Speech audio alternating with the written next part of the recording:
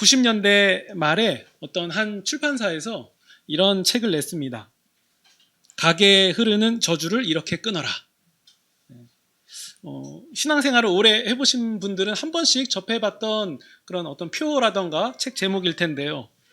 이 책이 대히트를 치면서 이 책에서 주장하는 내용들이 이 교계에 번져가기 시작했습니다.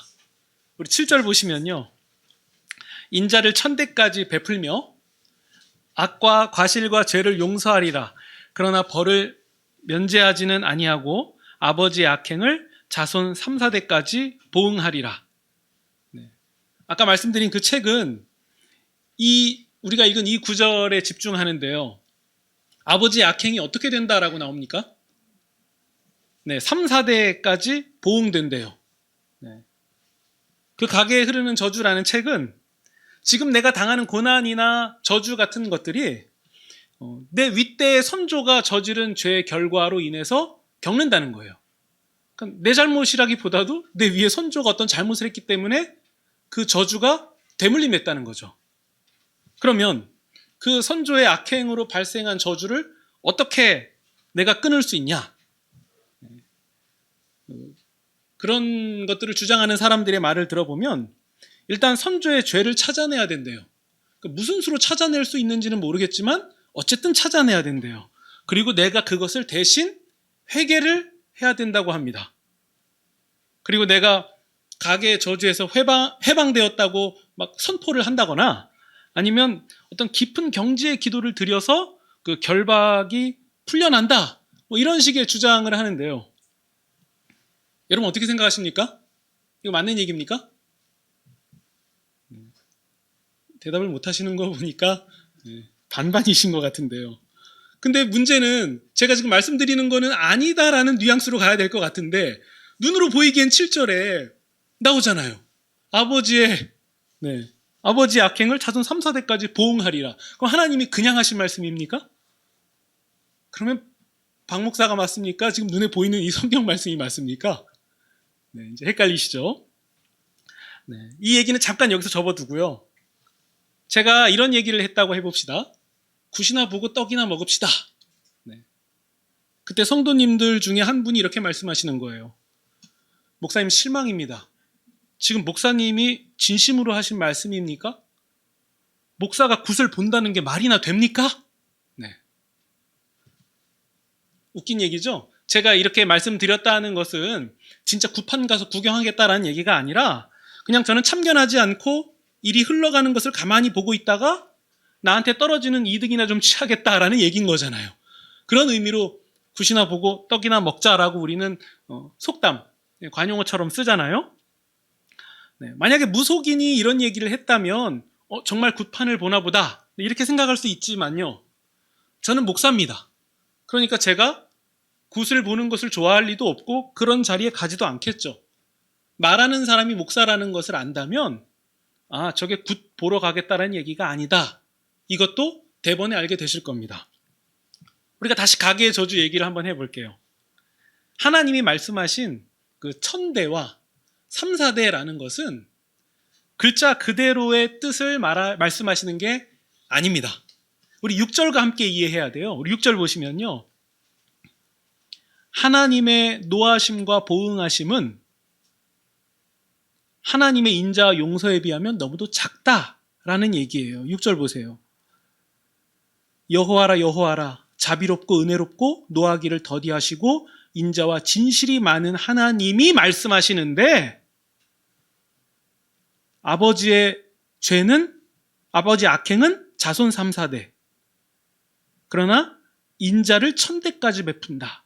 그럼 6절과 7절을 함께 보면 하나님이 지금 용서하시겠다는 말씀을 하시는 걸까요? 아니면 벌 주시겠다는 말씀을 하시는 걸까요? 무게가 어디에 실려 있습니까? 용서에 실려 있는 거예요. 그러니까 이런 맥락 그리고 하나님이 어떠한 분이신지를 고려하지 않고 이 구절을 그대로 읽으면 제가 굿 보러 간다라는 식으로 이해할 수밖에 없는 거죠. 네. 그러니까 이 말씀의 무게는 1000대까지 용서하시겠다는 얘기예요. 그럼 하나님의 용서는 1000대까지 간 다음에 딱 끝납니까? 그 뜻도 아니죠. 1000대라는 것은 하나님의 용서는 끝이 없다, 무한하다 라는 것을 말씀하시기 위해서 천대라는 표현을 사용한 거예요. 그리고 우리가 지금 이 출애굽기의 상황의 맥락에서 우리가 한번 봐야 되는데요. 일단 우리가 잘 아는 대로 이스라엘 백성은 금송아지를 만들어서 섬긴 상황이에요. 그래서 그 언약을 파기했으니까 그 대가로 이스라엘 백성은 진멸을 당해야 되거든요. 근데 하나님은 금송아지를 섬긴 핵심 그룹으로 추정되는 3천여 명만 심판하시고 민족 전체를 진멸하시지는 않았습니다.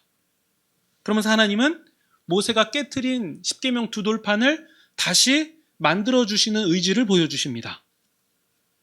그러면서 하나님이 말씀하시는 거예요. 인자와 용서를 1000대까지 베풀고 악행을 3, 4대까지 보응하겠다. 그러면 하나님은 지금 금송아지를 섬긴 이스라엘 백성을 용서하시겠다는 말씀입니까? 아니면 끝까지 심판하시겠다는 말씀입니까? 용서하시겠다는 말씀이에요.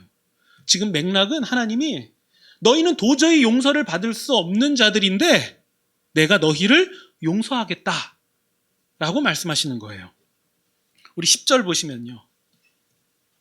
여호와께서 이르시되 보라 내가 언약을 세우겠다. 이게 결론이잖아요. 너희가 깨트린 언약을 내가 세울 것이다. 그러니까 1절에서는 십계명을 다시 하나님이 만들어 주실 것이고 그리고 10절에서는 내가 다시 언약을 세우겠다. 그러니까 이 사이에 하신 말씀들은 다 무엇이겠습니까? 용서받을 수 없는 너희를 내가 용서하겠다. 내가 너희에게 보이는 진노와 보응은 작고 내가 너희에게 베풀 인자와 사랑과 용서는 크다. 이것을 본문은 우리에게 전하고 있는 겁니다. 근데 하나님께서 이렇게 용서하시고 또 기회를 주시고 자비와 은혜 또 인자와 사랑이 많으신 이 긍휼의 하나님이신데 이런 부분을 생각하지 않고 그냥 아버지의 악행을 3, 4대까지 보응하리라 라는 말씀을 보고 하나님의 성품은 전혀 생각하지 않고 하나님이 어떠한 분이신지도 중요하지 않고 그냥 글자 그대로 그거 하나만 딱 보고서는 가계의 저주를 끊어야 됩니다라고 가르치면 그게 맞는 얘기입니까? 네, 틀렸죠. 만약 누가 이왕이면 다홍 치마라고 했다고 다홍 색깔 치마 사오실 거예요? 네, 그거 아니죠. 네, 목사인 제가 굿을 보러 갈 수는 없는 거 아닙니까? 네, 하나님은 그런 분이 아니에요. 우리가 이 사실을 마음에 담으시면 좋겠어요. 하나님은 그런 분이 아니에요. 나의 선입견과 나의 작은 마음으로 이해하는 하나님이 아니라는 거예요. 하나님은 그런 분이 아니다. 우리 오늘날은 핵가족으로 지내잖아요. 부모와 자식 정도로만 해서 한 가정을 이루는데요. 우리나라도 옛날만 해도 가정은 그 단위가 3, 4대였어요. 할아버지, 할머니도 같이 계셨잖아요.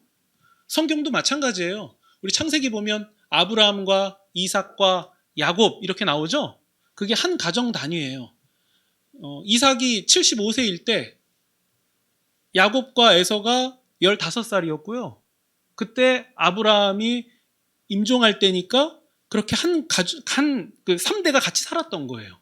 그러니까 한 가족 단위를 말하는 거죠. 즉 아버지의 그 악행이 3, 4대까지 미친다는 것은 가정 내에 영향력이 있는 한 사람의 죄는 그냥 개인으로만 끝나는 게 아니라 그 가정 전체에도 파급력이 있다라는 것을 성경이 말씀하고 있는 거지 저주가 무슨 인격이 있어서 대물림이 된다라는 얘기를 하는 게 아닙니다.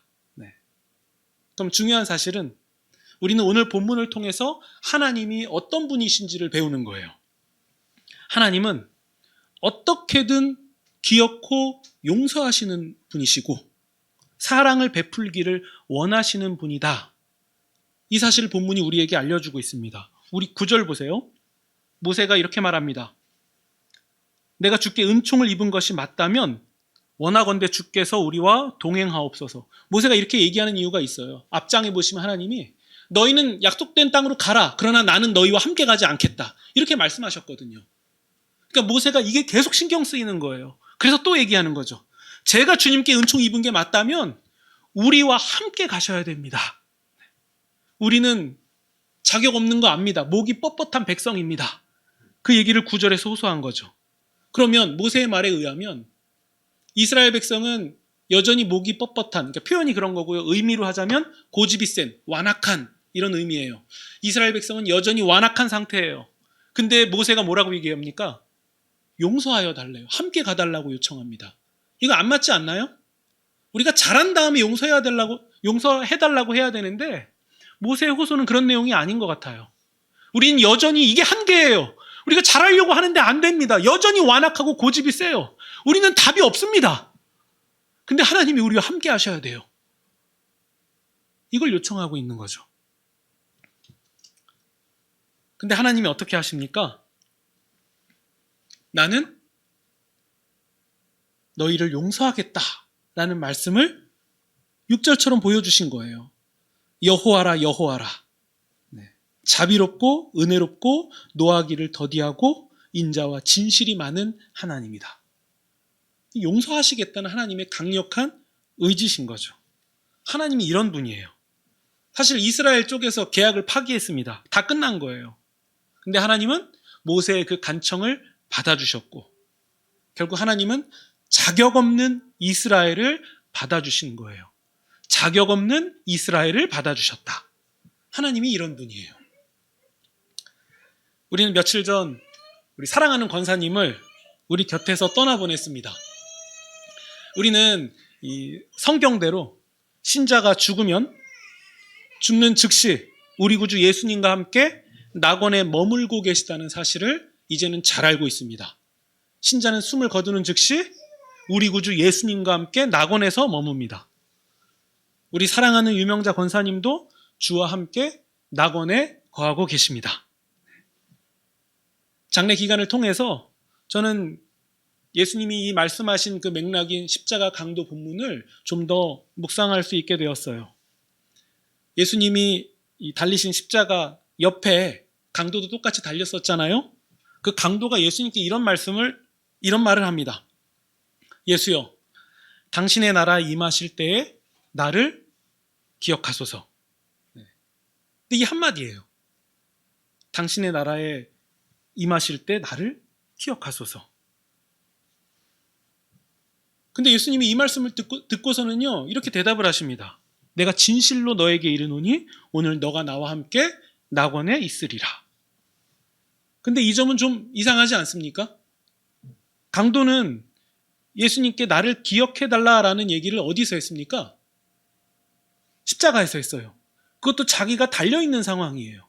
그러니까 지금 정신을 바짝 차리고서는 제정신으로 이렇게 온전한 상태로 말할 수 있는 게 아니라 자기도 십자가에 달려서 곧 죽을 거라는 것을 알고 있는 상태에서 이런 고백을 하는 거예요. 그리고 이 강도는 오랜 신앙생활을 통해서 어떤 성경을 잘 배웠다거나 예수님이 어떤 분이신지 12제자처럼 막 자세히 배웠다거나 이런 것도 할 수가 없었어요. 그냥 흘려들은 어떤 소문 중에 하나? 예수님에 대한 많은 정보가 있지도 않았을 거예요. 그리고 그가 지금 하고 있는 상황도 불완전한 상황인 거예요. 그러니까 이 사람이 금방 마음을 바꿀지 안 바꿀지 이것도 잘 모르겠어요. 그냥 아주 불안한 상태. 자기도 십자가에 달려서 지금 자기도 어떻게 할 수 없는 그런 불안한 상태에서 그가 고백하는 거예요. 당신의 나라에 임하실 때 나를 기억해 주십시오.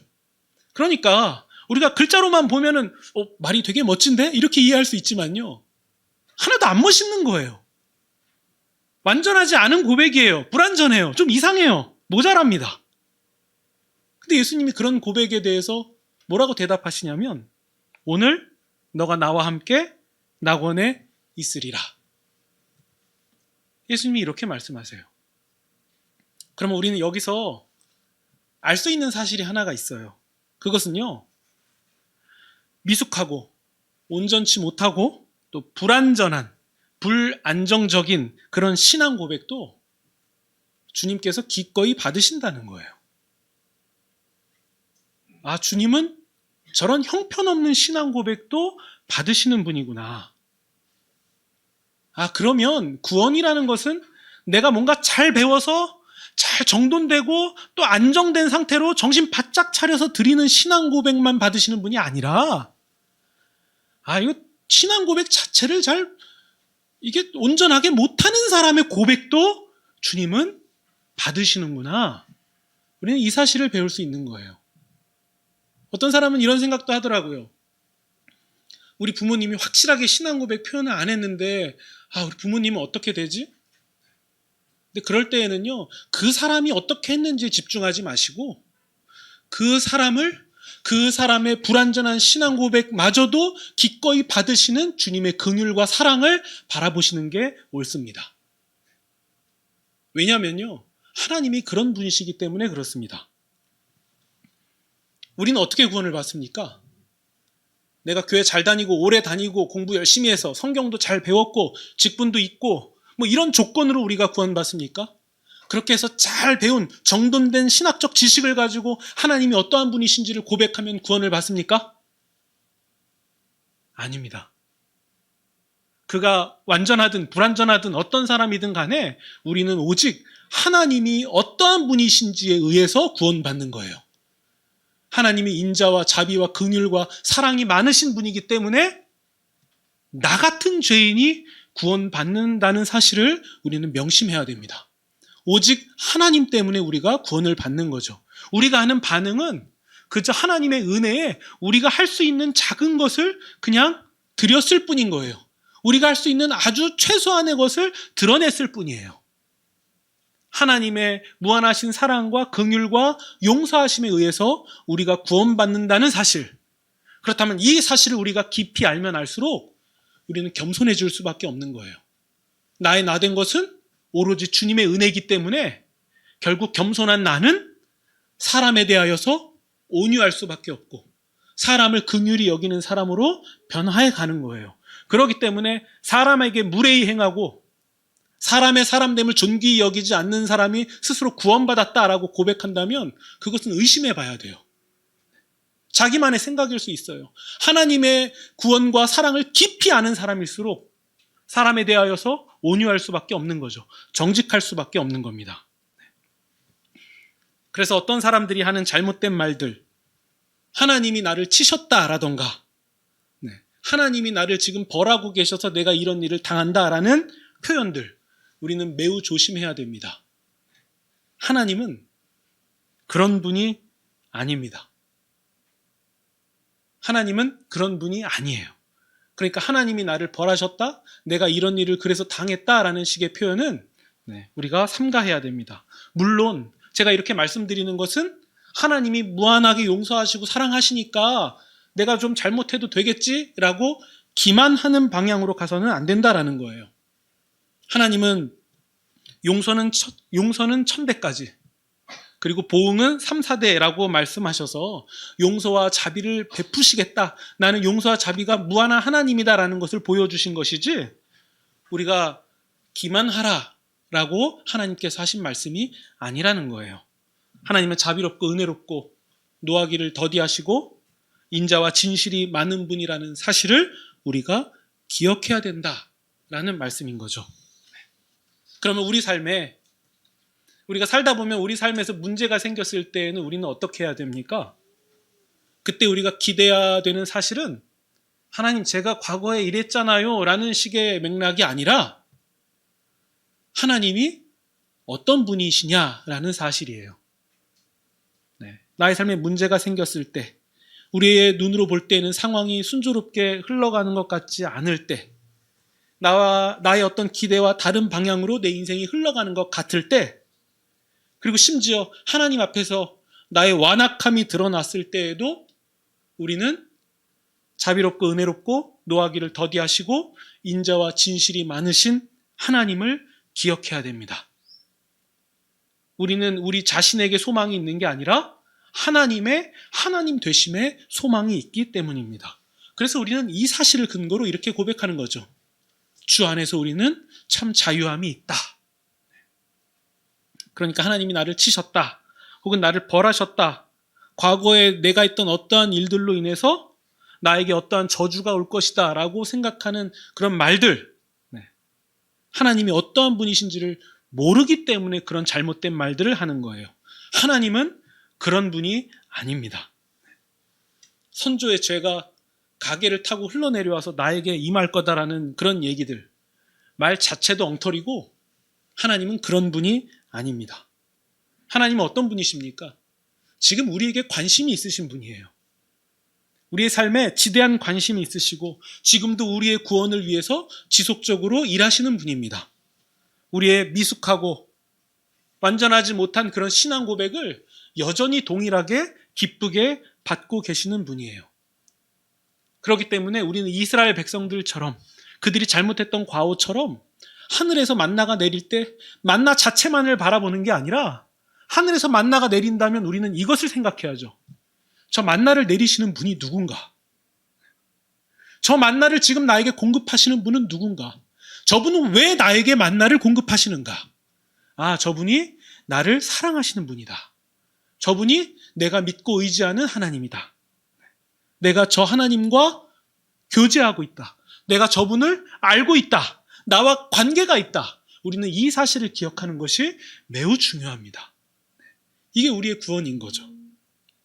11절을 보시면요. 너는 내가 오늘 너에게 명령하는 것을 삼가 지키라 라고 하나님이 말씀하십니다. 하나님이 어떤 분이신지 우리는 알기 때문에 우리가 할 수 있는 일은 무엇입니까? 그래서 우리는 하나님의 말씀대로 따라가고 살아가는 거예요. 하나님이 어떠한 분이신지를 알기 때문에 우리가 할 수 있는 반응인 거죠. 아, 하나님의 말씀을 따라가야겠다. 근데 그게 쉽습니까? 쉽지 않죠. 많이 어렵죠. 우리가 각오하고 결단했다고 해서 그게 그대로 되는 게 아니다라는 것을 우리는 너무도 잘 알고 있어요. 왜냐하면 많이 넘어져 봤으니까요. 우리는 실력도 없고 여전히 수준도 못 됩니다. 근데 하나님도 이 점을 잘 알고 계세요. 그럼에도 하나님이 우리에게 하나님의 말씀을 따를 것을 말씀하시는 이유가 무엇입니까?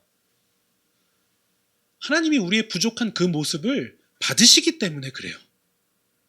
하나님이 우리의 부족한 그 모습을 받으시기 때문에 잘 못할 것을 알면서도 해보라고 말씀하시는 거죠. 누가복음 6장에 보면요. 예수님이 베드로에게 이런 말씀을 하십니다. 시몬아 시몬아 봐라. 사탄이 너희를 밀가부르듯 하려고 나섰다. 그러니까 얘네 제자들이 공격당한다는 걸 예수님이 아세요. 얘네들이 거기에 넘어질 만한 사람들이라는 사실도 알아요. 근데 그 말씀에 이어서 예수님이 이렇게 말씀하십니다. 너의 믿음이 꺾이지 않도록 너를 위하여 기도하였다. 예수님이 아시기 때문에 예수님이 그 부분을 우리 구주 하나님께, 우리 하나님께 고백하신 거예요. 기도로 나아가신 거죠. 이 제자들의 믿음이 꺾이지 않도록 지켜주십시오.